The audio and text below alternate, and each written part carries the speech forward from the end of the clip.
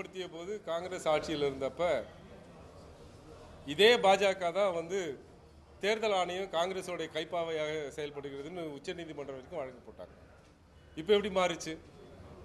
இவர்கள் மிக மோசமாக தேர்தல் ஆணையத்தை தங்களுடைய கையில் எடுத்துக்கொண்டு வாக்காளர் பட்டியலில் இவ்வளவு பெரிய மோசடியை செய்து திரு ராகுல் காந்தி அவர்கள் சொன்னதை போல கர்நாடக மாநிலத்தில் துவங்கி மகாராஷ்டிரா மாநிலம், ஒரிசா மாநிலம் எல்லா மாநிலத்திலும் வாக்காளர் பட்டியலை முறையற்ற வகையில் திருத்தங்கள் செய்து வெற்றிகளை பெற்றிருக்காங்க. அதனால அவங்க அப்படிதான் சொல்லுவாங்க. அதற்கான எந்த ஆதாரத்தையும் அவங்களால தர முடியல, தந்ததில்லை.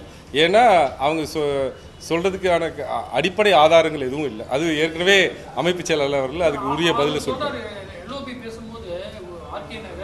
இல்லைங்க, அதுக்கு உரிய பதிலை ஏற்கனவே அமைப்பு செயலாளர் சொல்லிட்டாங்க.